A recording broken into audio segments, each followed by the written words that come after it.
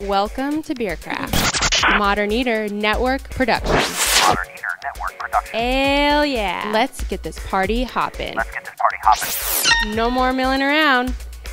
Get ready to have a mash ton of fun. Here are your hosts, Andrew Moore and Jeff Tyler.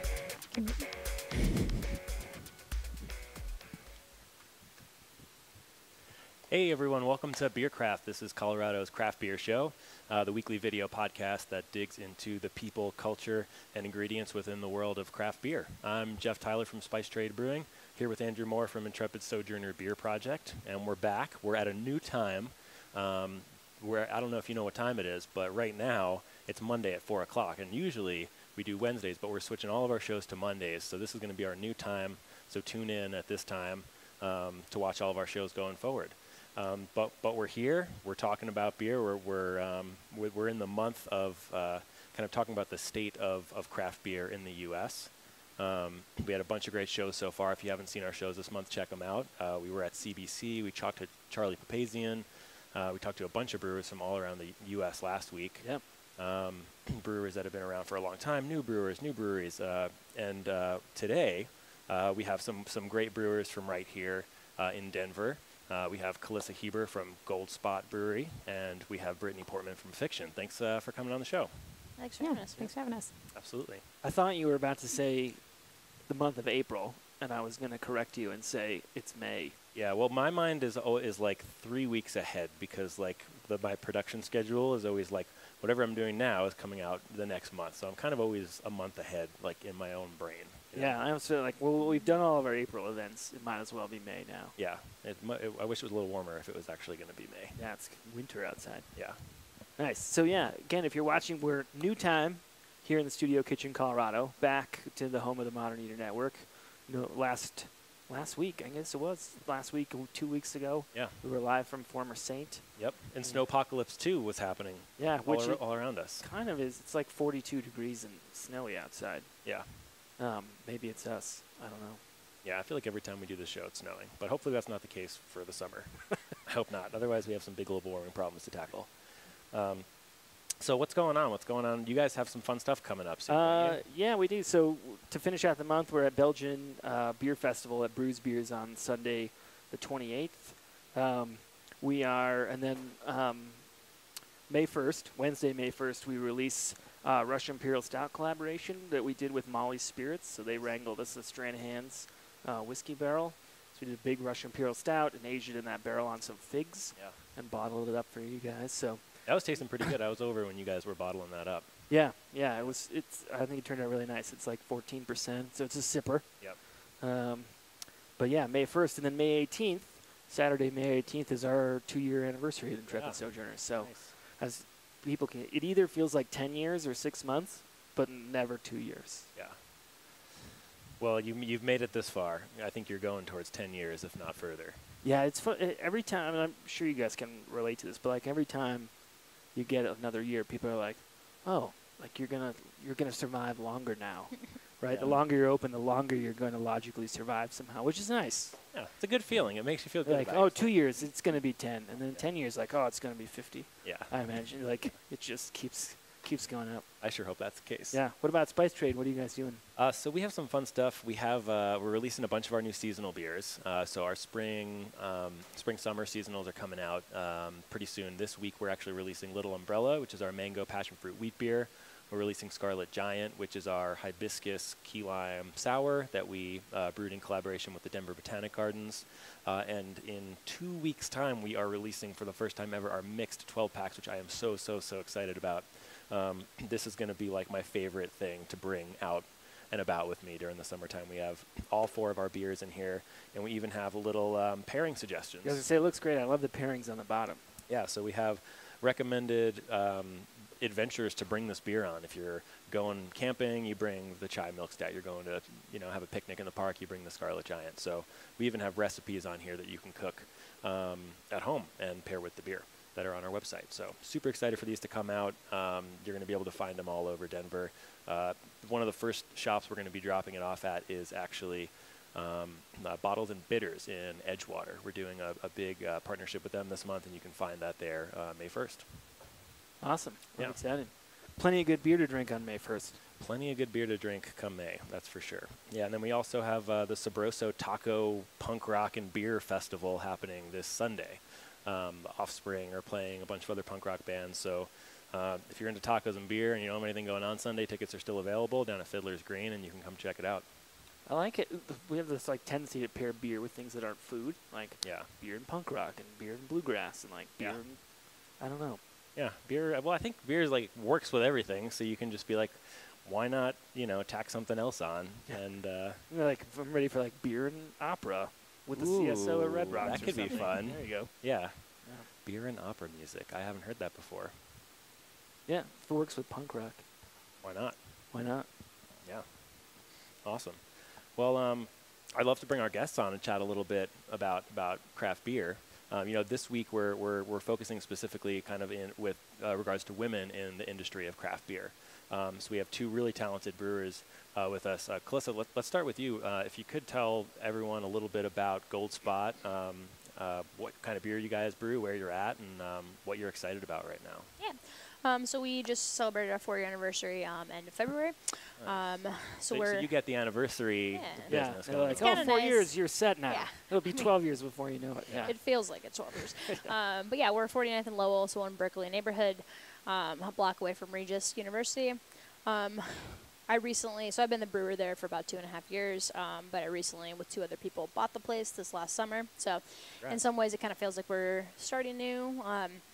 Yeah, we're kind of trying to get our name out there a little bit more, but we're also transitioning to a lot of like spring stuff. So last week, I did 2 collaborations with Liberati. The first one is featuring a lot of Simeon grapes, so it's got this cool like pear farmhousey thing.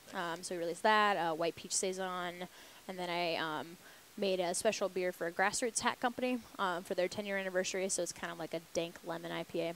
We're gonna keep kind of pushing towards more kind of spring stuff. Hopefully we'll have our farmers market back this summer. We will also be at Belgian Beer Fest on the 28th. Nice. And we're going to be at the Big Wonderful May 4th and 5th, which is Derby weekend. So We I'm will nervous. see you there. We'll be there as well. I remember last year was I'm scared. a little bit terrifying, but a good time. Yeah, I mean, People it's have good. a good time. It's Derby weekend and Cinco de Mayo, so yeah, like sure. each day has a different theme, both surrounded with copious amounts of drinking. So Yeah, I mean, good it's weekend. nice. It's like really close to where Goldspot is, so we're trying to do more things like that. A big goal of mine is just to get into more outside accounts, really hitting some of the like Arvada areas, and because the G line is supposed to open. on I the heard 28th. that. I mean, 2 years delayed. But, yeah, 2 years delayed. When I first started at then Yak and Yeti, now Spice Trade, like 2016 October, they were like, we're opening the G line. It's actually happening, and it's 2.5 years later, and they officially announced it on April Fool's Yeah. Day this year. Yep. I was like watching the Instagram feed. I was like, this is a good joke. City of Arvada, that's hilarious. And then I found out the next day that it was true. Like it actually is opening the 26th. So Once I saw the billboards, I was like, all right, they wouldn't go that that's heavy with it. expensive April Fool's joke Yeah. That's why the train is delayed. because of all the All the funding money on the billboards. on the billboards. Yeah, that makes sense. I like it. Sure it does. Great, that's awesome. And Brittany, how about you? What you work for Fiction Brewing Company? You guys are in Denver. Tell us a little bit about Fiction. So we're on East Colfax. We're off of Pontiac and Colfax, so just 2 blocks west of Quebec. So we're kind of far east. Not very many people know that we're out there. We're in the Park Hill neighborhood, though. So we have a lot of regulars that come in, lots of babies and dogs. Nice. We brew a lot of New England IPAs, is what we do.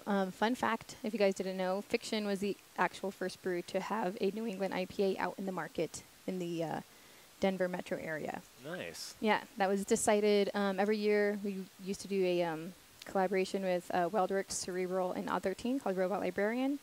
We were like the first 4 hazy kind of breweries in Denver, and we all came together, and it was determined that Fiction was the first one to do it. So, I wasn't the brewer at the time. but consensus from everybody making the style today, they all agree. Yes, Fiction was the first one. I don't know if they determined it based on the first Untapped check-in, but it was somehow agreed that Fiction was the first one to do Well, that. congratulations. That's a Yeah, that's a big thanks. accolade. Yeah. And you guys are It's still fun. going strong, making lots of hazy beers. You Yeah. brought some with you today, right? I did, yeah. We did a release called Unidentified IPAs. It's a mixed 4-pack of IPAs, all with the same exact label.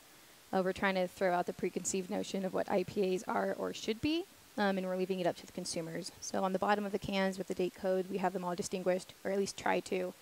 And then if you go to our website or onto Untapped, you can see what the beer styles are. It's kind of a fun little game. Yeah. We've had people check stuff in, make comments on Instagram and Facebook and stuff who are actually playing and enjoying. It's really funny because they're like, well, I thought this was the IPA, or the pineapple IPA, but I think this one's the pineapple IPA.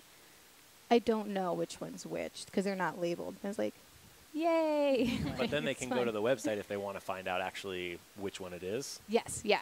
Gotcha. So there's like a little bit of a mystery. You can kind of test yourself on your IPA taste buds. Yeah, and with being fiction, like all of our beers are based off of books or literary terms, so they each have a name. They are bafflement, bemusement, befuddlement, and bewilderment, so they're all like synonymous within each other, and we kind of based them on what we think describes that beer. Nice. Should we try some right now? I feel like this is a good test. Yeah, let's crack one open. Which one should we start with? I mean, I don't know I know it's in it if you want me to take a look. Yeah, well, pick one. Don't tell us what it is. How are people's responses? Are they excited about it? Are they frustrated by it? How's it going? Yes is the short answer. Yes. Yes. We've also it's just really interesting because some people do not like a certain style of beer. Sure. Or like I'll just go through the styles. So we have a West Coast IPA. We have a 100% Brett with 100% Vic's Secret hops. And then we have a New England and then a New England style with pineapple. Okay. The Brett beer is getting a little yes and no's. I'll say 50-50. Brett can be kind of a polarizing type of flavor profile, right? It can be a little too funky for some people, which I think kind of deters people. A really nice Brett beer is a great beer. I love Brett beers. But I guess I was more curious to how people respond to the hiding the style, the concept. Yeah. I'm sure the beers are delicious. Yeah, I do know that, obviously when people come into fiction, we have them labeled up on the wall, and the 4-pack's available. I'm not 100% sure how they're doing in the stores. I do know that we've sold all of our cases allotted to distribution. So I'm going to say that people are enjoying it. Yeah, I just know so many brewers who are frustrated by styles, right?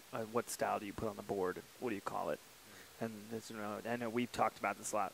At Intrepid, we've taken all of the styles off, and it's just like the adjunct. So Basil IPA just says Basil up there. And it's some people are like, how am I supposed to know which beer to order? Some people think it's great. So I'm curious to know, hiding the styles, how it's going for you guys. Yeah. I feel like people want to know what they should be tasting. So it's at least in yours, there's basil in it, but they don't even know which one has the pineapple. Right. And it's I think people, some of the frustration for it could be wow, maybe your palate's not as good as you thought it was. But it's people are so inceptible. When I'm bartending, I kind of like to mess with people and say that there's some sort of hop profile in there that there totally isn't. Sure. I'm like, oh, so much stone fruit. And it's no. But they'll be like, oh, yeah, apricot. And it's no, there's not. But, you tell them that, and they're like, oh, yeah, I totally get it. Yeah, but then you take all that away, and they're like, I don't know what I'm getting. So we talk about this all the time, how suggestible taste is of all the senses. It's really open to interpretation based on a lot of things, your mood, what people are telling you, what smells are around you, how happy you are at the moment. There's a ton of things that go into the science of taste. And so it's always interesting to kind of see how malleable people's perceptions are. Mm-hmm. Should we take a guess as to which one this is? On 3, we all scream it out. And just maybe we'll all say different things, but it'll be kind of funny. All right. What are our options? So we have Brett with Vic's Secret. Yep. We have New England IPA, we have West Coast IPA, and we have New England with pineapple. Yes. All right. Ready? 1, 2, 3. Brett and Vic's Secret. New England? I said Brett. Brett. 2 Bretts and a New England. I think it's just New England. New England. Oh, man. Wow. You lose. Yeah, I think you take over the show now. Is what happens. All right. What Brett strain is in it? Class NEI. Ah, yes. I thought I smelled the Vic Secret. Would you? What hops are in the New England? Do you know? I'm just kind of curious because we used Vic Secret recently, and I love the hops. They're super unique. If you do want to try the Brett one, I could pull that one off, and then you can smell it. I would love that. That sounds good. Yes. It's also kind of confusing because they all start with B, and you're just like, okay, wait, which one's which again? That's probably what it was. It was all that suggestibility. All the B's. See, we're really reinforcing our own points. This is just a big educational exercise. This one should be the Brett. Yeah, whenever you're ready. Let's do it. Or is it? Or is it? Oh, well, if you handed it to me, I would be questioning it. Well, so let's talk about. I think brewing is this cool industry. And it's funny because, when you're in the brewing world, you get asked this question a lot. I'm sure you guys hear this a lot too. How do you get into the beer industry? And I think everybody has a different story on how they got there and how they turned that into the career. So I'd love to Kelissa, start with you and just kind of hear how you transitioned. What were you doing before you were brewing, and why did you want to get into beer? Yeah, so I'm from small town Ohio. I was living in Cincinnati before I moved out here about 5.5 years ago. So I was a professional organizer at the time. A lot of racial politics was what I was specializing in. There wasn't a lot of stability in that industry, and I thought, so much higher paying jobs in the beer world. I had been homebrewing for a while at this time. So I moved out with my partner for craft beer and snowboarding. It was really hard to break into the industry as a woman, especially in Cincinnati. There was only about probably 10 breweries at the time. Now there's probably over 80. But it was just, I knew there was more opportunities out here. I was actually working at Regis at the time, and the coffee shop was one of my first jobs out here. I heard about the craft brewing program. I had always wanted to do an internship. I wanted to get professionally trained. So, I did that. I did my internship at True. My first cellar job was there. And then I was bartending at Goldspot at the time, and then harassed the head brewer until he hired me. So, and then I took over all the brewing operations about 2.5 years ago. Nice. Yeah. And when did you become one of the owners? So I'd been working on it for a while. I really saw that this industry was slowing down. I really didn't want to start from scratch. Obviously, didn't have a ton of money. Didn't want to give away a lot of the best thing about Goldspot. I've always been able to brew whatever I want, do some really cool, fun stuff. I wanted to have that same sort of flexibility. So buying into this place seemed like a really good idea. It was just a very long, lengthy process. So me and the other two owners officially took over in July. That's great. Yeah. Did you have a tough time? When I first moved here and didn't have any professional brewing experience, I had a really, really hard time getting interviews at places. Did you have a similar experience when you were looking for a position? Absolutely. Until I actually completed the internship, no one would even give me the light of day. And even getting that internship was kind of hard because, people were really expanding and they don't want to waste their time on somebody. And brewing is a lot less glamorous professionally than a lot of people think it is. So, especially as a younger girl, I was just kind of like, I just need someone to give me a chance so I can prove that I really give a shit about this, and then I'll actually, do well. And once that, the day my internship ended, I got hired as a cellarman there. And it was right time because they had just opened the Acid Temple, so I knew they needed some help, and just kind of positioning yourself into a place that really needs help was helpful. But I was the first, person to apply for the craft brewing program, so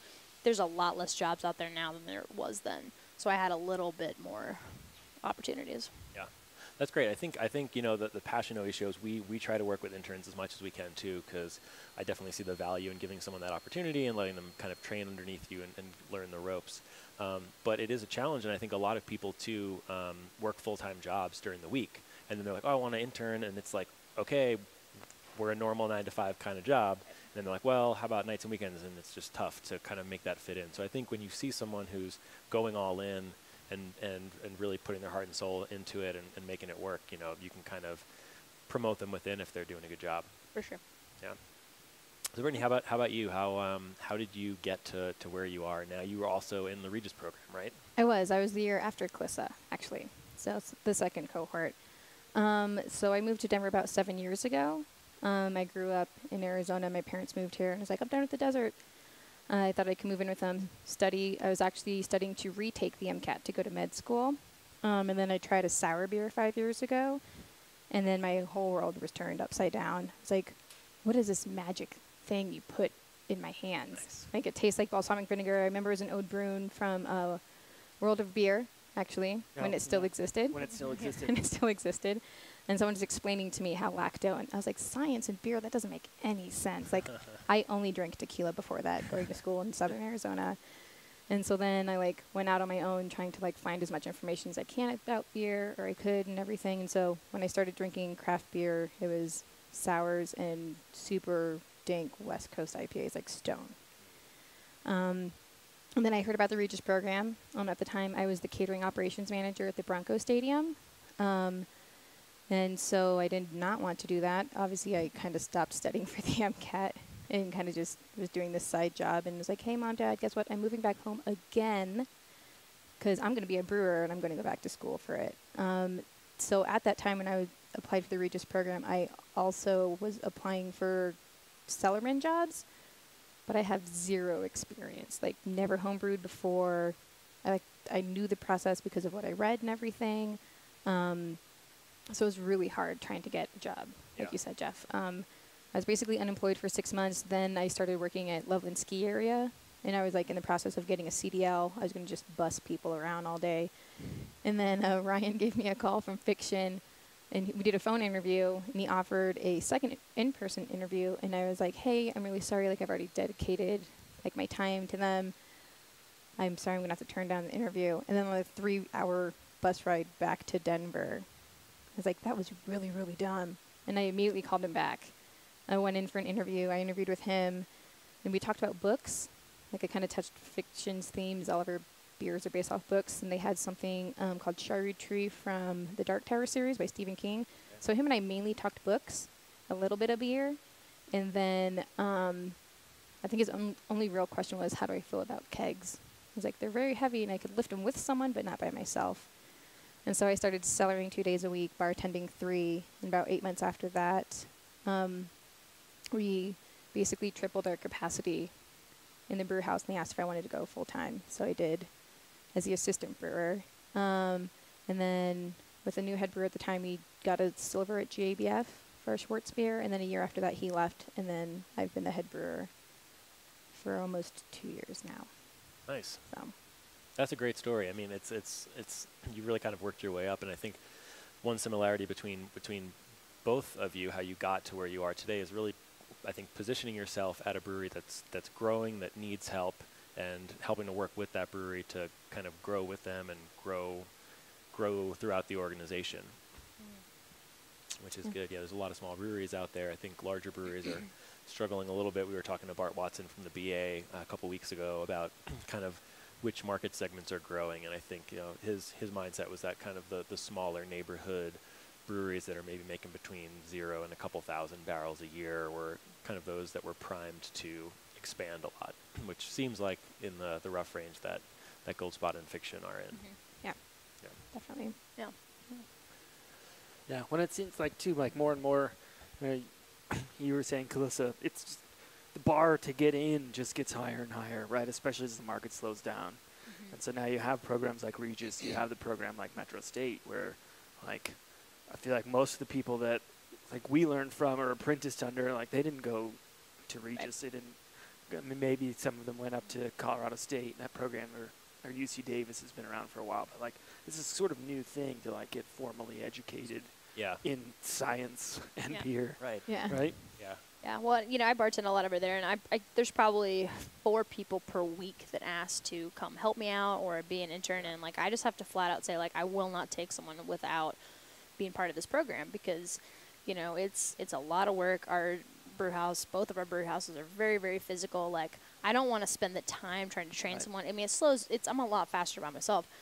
With you're training someone, like, it has to be worth your time. It has to be worth their time. And, people really kind of take offense to it. And it's like, I don't know you. I have no idea what your skills are. Like, at least with the program, I know you're spending $10,000 to be this. Like, you're actually paying to do this internship. I know at least you're going to care. Right. You kind of have that that bar, that little bit of a barrier to entry that whether it's a financial barrier to entry or some other sort of you've put in X number of hours doing whatever, you have that sense of, okay, this person cares and they're going to try really hard versus just like, I'm going to spend a week of my time training them, and then they're going to realize that, oh, this is way harder than I thought it was going to be, and most of the times I'm scrubbing stainless steel and I'm soaking wet all the time. This is make sure they're not just doing it for the money, right? Right. Yeah. You got to weed those people out real early. Yeah. Glamour, the fame, and the money. Yeah. Glorified janitors. Yep. Yeah. I think that's on your business card. I was going to say. Absolutely. Yeah. Absolutely. Yep. Even the owners are janitors. It's just the hard truth of being a brewer. Yeah. One person was like, not window washer. I was like, I got a guy for that. I got window washer. We do a beer exchange for it. I'm trying to just slowly move everything to a beer exchange. That's Rent. That'd be great. That'd be nice. That's a lot of beer. Let me know how that goes for you. Yeah. Yeah. Yeah. If you have any tactics you would suggest, we'd love to do the same. Yeah. And my landlord's like, oh, I love your place, but I don't drink. And I was like, damn it, fooled again. But one day. Well, I think now is a great time to talk about history. What do you think? Sure. Yeah. Let's talk about the history of beer and specifically the history of women in beer, right? Because I think there's a long-standing tradition of women brewing beer that go back thousands and thousands of years. And I think we're in a time now where there's sort of this resurgence, but take us back in time. Bring us in a time capsule back to the origins of when people first started brewing beer, not before it was commercially brewed, right? When it was brewed in people's homes. So putting aside like questions of like when is it beer, right? So our earliest sort of earliest like malt beverages probably go back. The earliest evidence we have goes back to Eastern China. Some kind of barley, honey hybrid, but we don't really know anything about who was producing it. We're talking about probably 9,000 years ago. Our earliest evidence of like beer production comes from the Sumerians. We have both the Epic of Gilgamesh, which refers to some beer brewing, and then also the sort of, well, I say famous in the beer circles. I've never heard of them. The hymn to Ninkasi, right? Who is the Sumerian, or who was the Sumerian goddess of beer. And the understanding is that both the early Sumerians, the Babylonians, and into the Egyptians, most of the brewers who were women. And they were, and it may go back, this is, again, a little bit of speculation, but it may go back all the way to kind of the end of the hunter-gatherer era, depending on, there's some scholars who think that beer is actually part of the impetus for why we stopped wandering around and started farming. Right. But at the end of the hunter-gatherer, the speculation is that, while the men are out hunting mastodon, the women are back doing all of the sort of, domestic preparation. Right. So it's... But beer was seen as a food, right? Including beer. In addition to cooking, brewing the beer was kind of fell under that umbrella. So again, we talked about it before, like historically, really low ABV, 1.5%, 2% maybe, right? And it's probably even a little bit of an accident. It's wet grain. It's a little bit of extra calories. It's safe when the water's not. Right. But again, it kind of falls under that umbrella of domestic production, and so it belongs to the women. And then the Egyptian is actually where we have our first evidence of like commercialized brewing, and as soon as brewing starts to become commercialized, it starts to become the men who are producing most of the beer. Right. And that sort of continues off and on through really up until the Industrial Revolution in kind of the 1700s.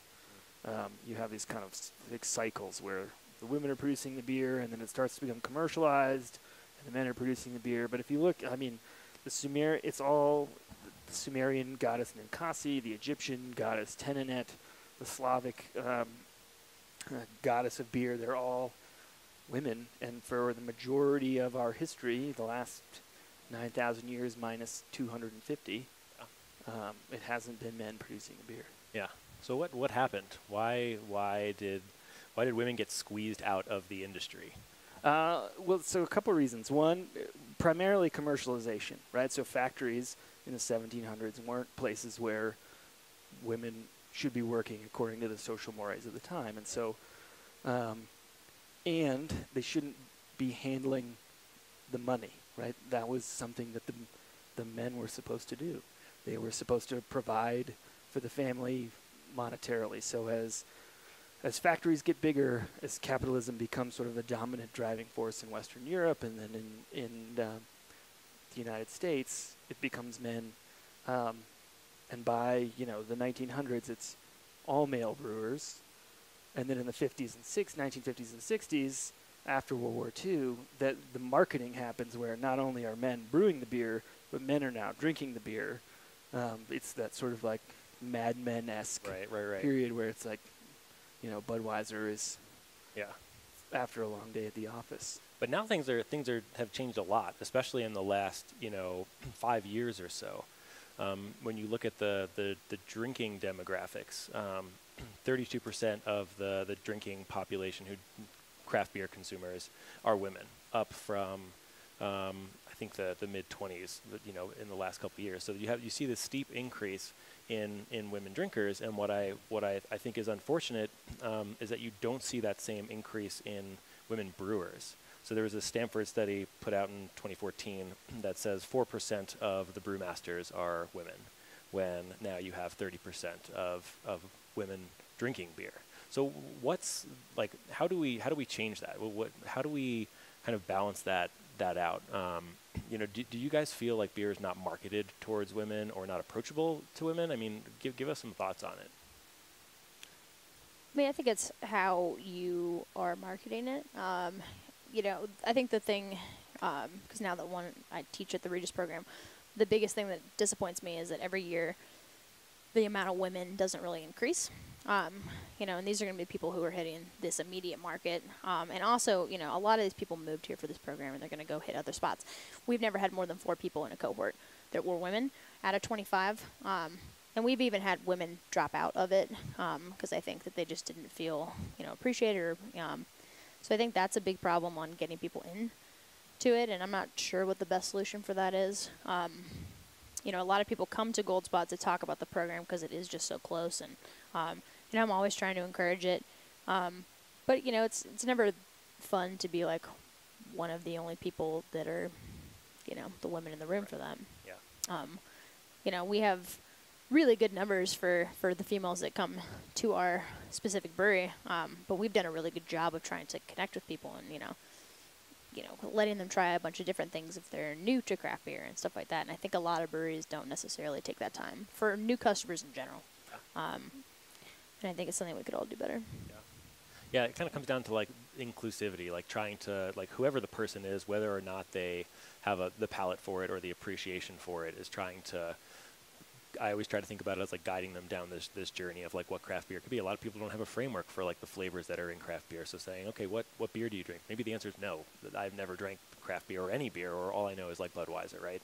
And so you can kind of start them with the lagers and introduce people to the flavor in an approachable way. I think that's the big thing, is not making people feel uncomfortable. Like beer is supposed to be fun. Beer is supposed to be kind of this relaxing, fun, social experience, right? So why take it to a pretentious level, or why try to make people feel uncomfortable or like they don't know what they're talking about when it comes to beer?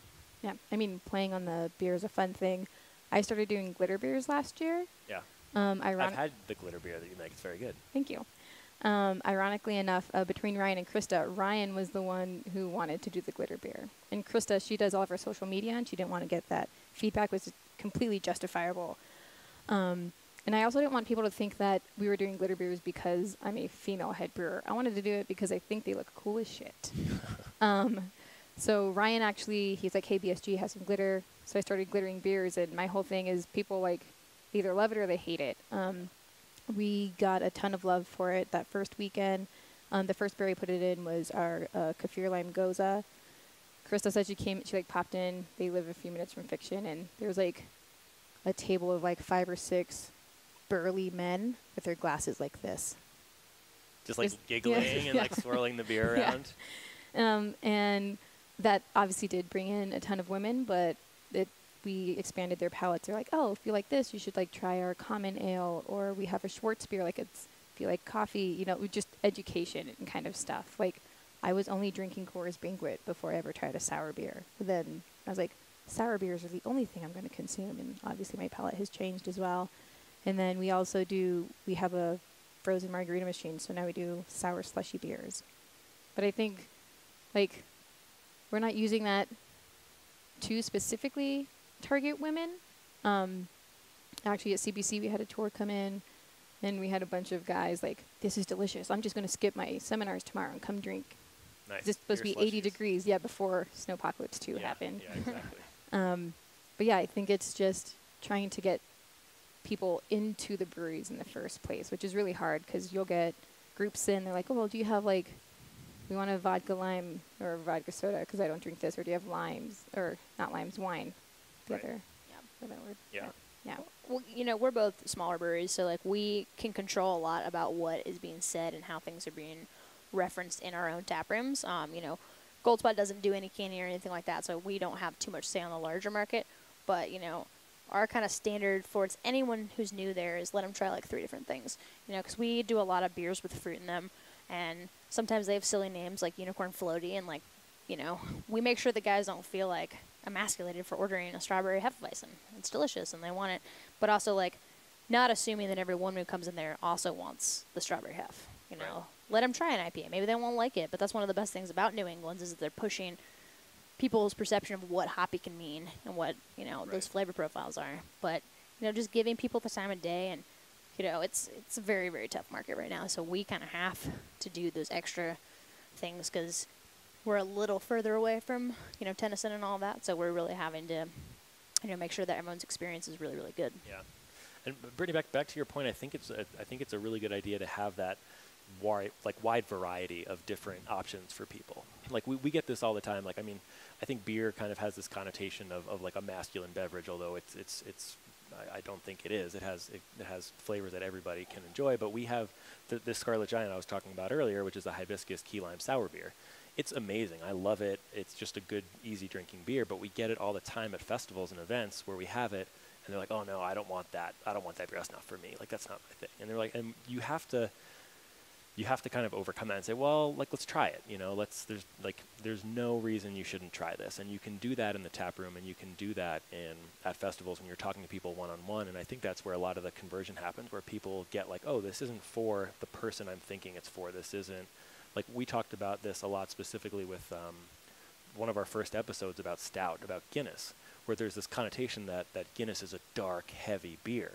And it is one of the lightest, low-calorie beers out there. It has like almost as much calories or almost as few calories as Bud Light because the gravity's super low, the alcohol's super low, and it's just an easy drinking beer. And so there's this like implicit bias going on, I think, that's pretty pervasive in the beer industry. But a lot of it is just education, right? That's kind of what we're talking about, is educating the consumer as much as you can educate the consumer.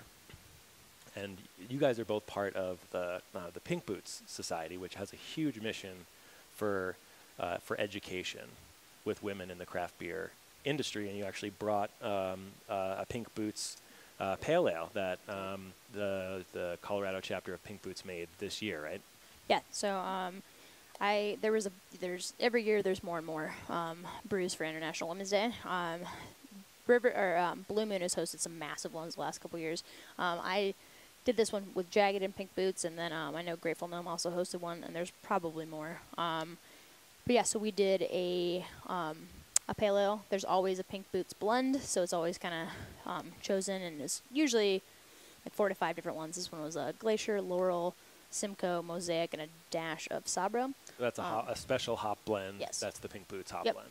Yep, the last year it was very like passion fruity. Laurel was also, I don't remember what the other ones were. And then we did 2 different kinds of tea. It was a rose red tea and then a black tea with mango, papaya, passion fruit, and pineapple. Nice. And just a dash of prickly pear for color. Nice. I think we should crack it open. Yeah, we should drink that immediately. Oh. Yeah, I haven't tried it yet. I'm real excited. Nice. It's cool. Yeah, because we did it over at Jagged because my friend Kelissa is now the head brewer there. So it's kind of cool to, you know, see some people moving up into, you know, owner roles, head brewer roles, and just having more and more of them in the Denver metro area is pretty cool. Yeah. And she was also in the Regis program as well. I think the year after me. Or Yes, 2. she was the year after you, with also Jake from Brews. So it seems like, I mean, this is a core mission of Pink Boots, right? It's to assist, inspire, encourage women in the beer industry to advance their careers through education. I think the key word is education, right? Yes. Yeah, so, there's a lot of different things that they do. A couple scholarships they're offering right now is the Yakima Chief Hops and Brew School. There's the American Society of Brewing Chemists seminar that they're doing. There is 3 different Colorado chapters, Denver, Boulder, and Fort Collins, from my understanding. So they just do a lot of educational-based things, connecting different people. They're pretty awesome. And those scholarships can really help remove that barrier to entry, right? If you're having a hard time breaking into the industry, like you just mentioned, three or four head brewers or who are women who went through the Regis program. Seems like that's kind of a good roadmap if you do want to get into this industry and you're having a hard time figuring out how do I get into this industry. That's a lot of great success stories. Yeah, I think it's touching on the same, like the whole education thing. We're like dedicating $10,000, like again, because we probably already had degrees beforehand, and like I had a molecular cellular biology degree. They're like, okay, that's cool, but what does that have to do with beer? It's like, well, I know water chemistry. Right. I know that stuff. Right. But I think showing You're that ahead of 80% of brewers already. Yeah. Yeah. But showing that like you're willing to put in the time, and I think the money. They're just like, you're actually very, very dedicated into what you're wanting to do. I mean, I think it's kind of hard because a lot of the people that we've all learned from and really respect who didn't go through some of these programs, like, would potentially have a hard time getting into the industry right now. But when it's as tough and as tight as it is right now, you kind of just have to, go off those things. I don't think either one of us are as familiar with the Metro program.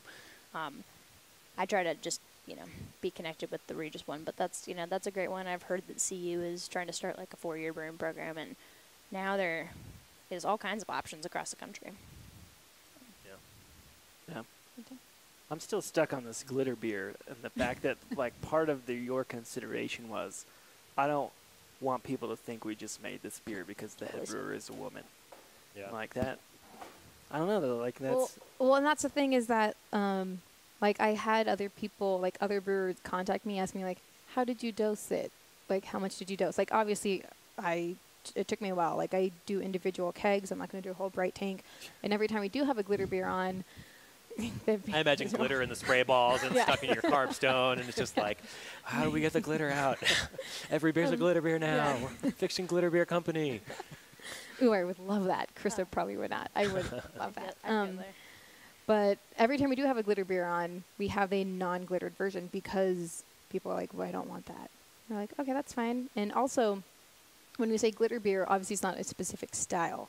Sure. You put it into different beers, and I've learned that it changes differently. Like, so in the Goza, with all the wheat, it stays in suspension so much easier. Right. We put it into a super fine blonde that we had blackberry and cherry in, so it was like pink. So we wanted to make like for Valentine's Day.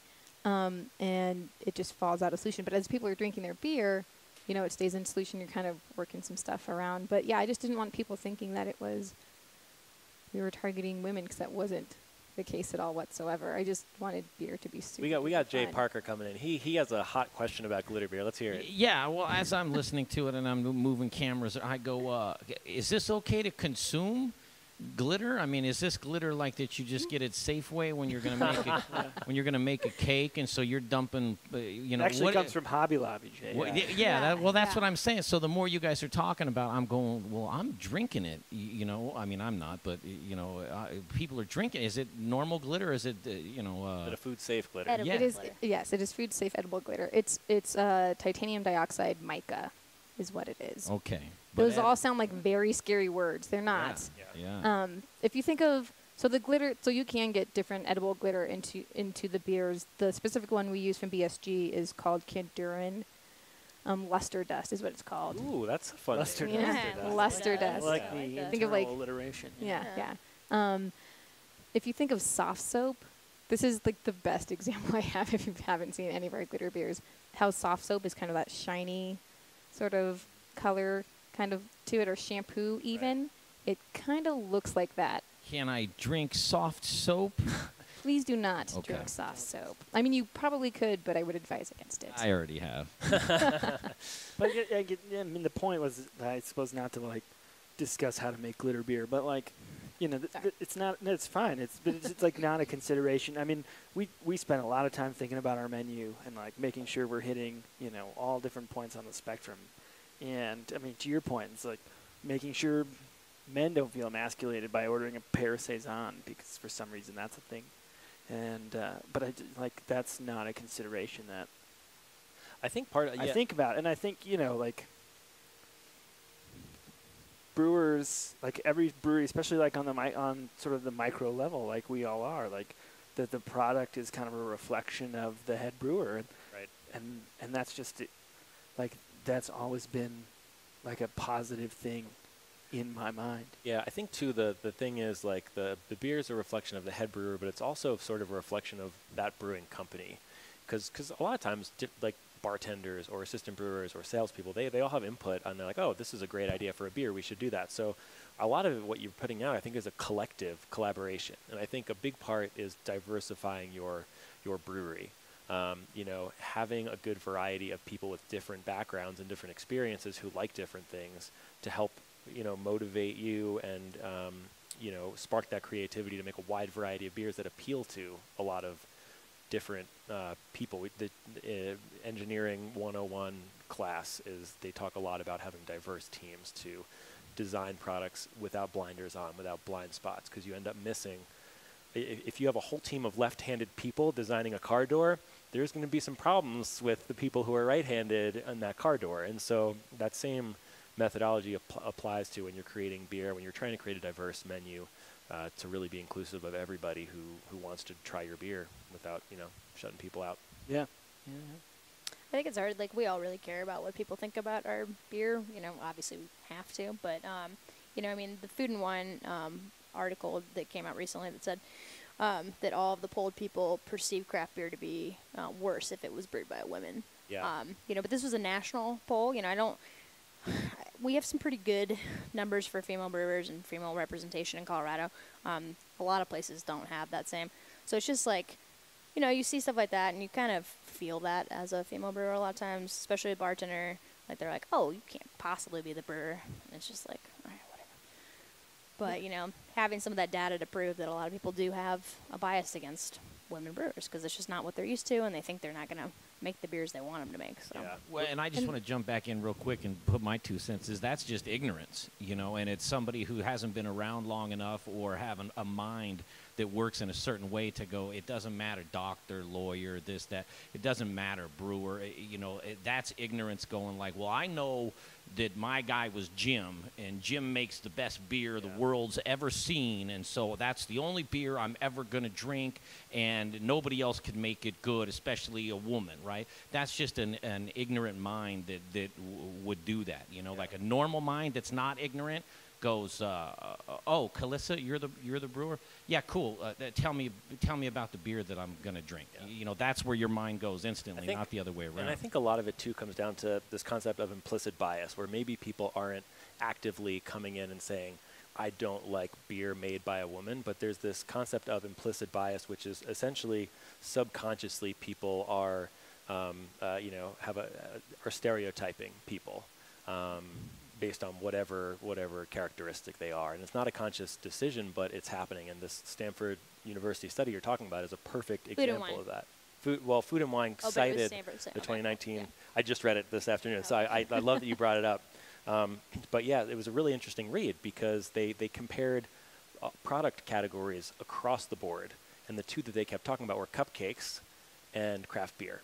Two categories of products. One, craft beer that was decided by this study to be having masculine qualities, and then cupcakes, which were feminine. Yes, thank you for filling that in. But what they found was that what I think is crazy, that, like you said, a beer label that has a woman's name on it versus a man's name, same exact beer, people expect to have lower quality. But when it comes to cupcakes, people expect it to have the same quality.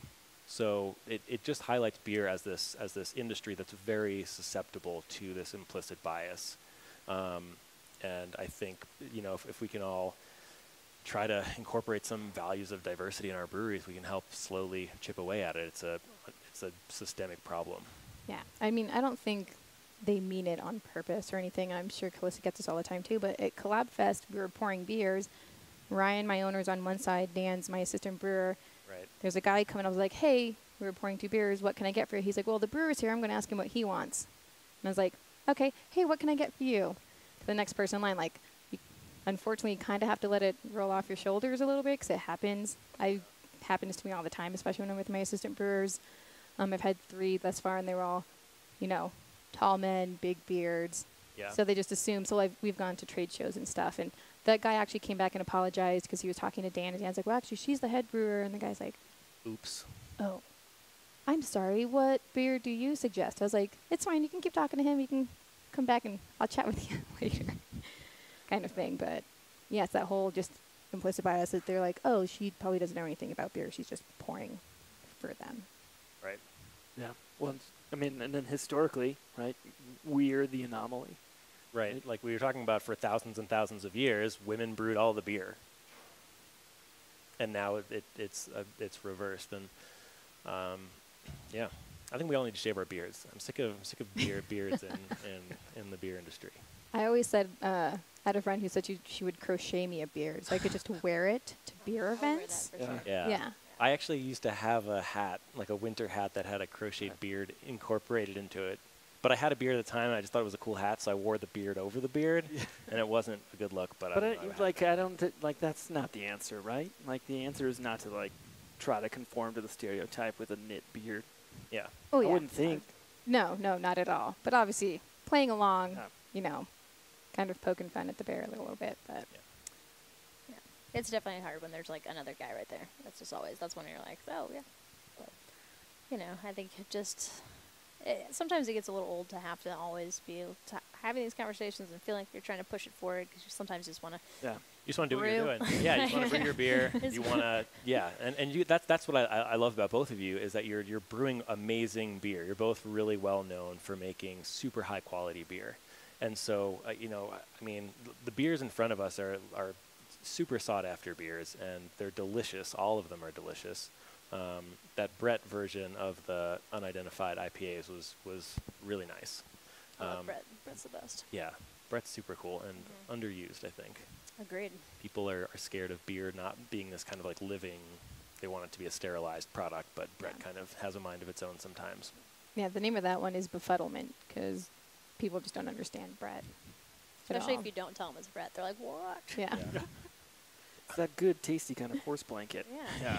Well, that's part of the problem with Brett, though. Like, I mean, we're like, well, it's like, what's a better way to say horsey? Like, We need to take like lessons from the cheese world because there's a lot of like funky flavor descriptors in the cheese world, and I feel like a lot of those kind of overlap with Brett and funky sour beers, and maybe they're a little more pleasant. Although I mean, like, foot is like a word that you'd hear with cheese, so maybe that's not a good option. like wet goat. You're like, is there a better way to say that? Wet goat. That doesn't sound like something you want to eat. It could be pretty About nice. toe beer. Toe beer. Yeah. It's got I that like that. delicious toe funk to it. Yeah. It'd be like extra special funky toe beer. That's a free idea. Okay, thanks for that. I'll put that in my Yeah. pocket. That's a good one. Yeah.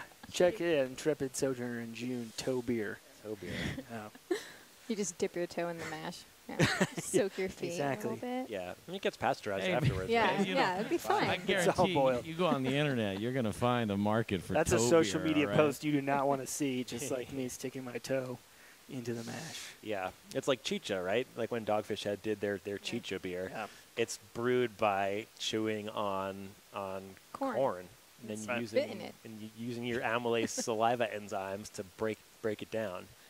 And after you drink a beer that a bunch of people have had in their mouths before it's been in your mouth, it's kind of weird. Yeah, But, it is boiled in between the chewing and the consuming. It absolutely But is. it's still really weird when you think about it. Yeah, I totally agree. It's like baby bird, something like mama bird feeding you beer with a Except- boil in between. Except if they pasteurized it. in Yeah, between, yeah. Which is a little different, I feel like. But, Barely. yeah. It's Well, a Brittany fine and Kelissa, thank you so much for coming on Beercraft.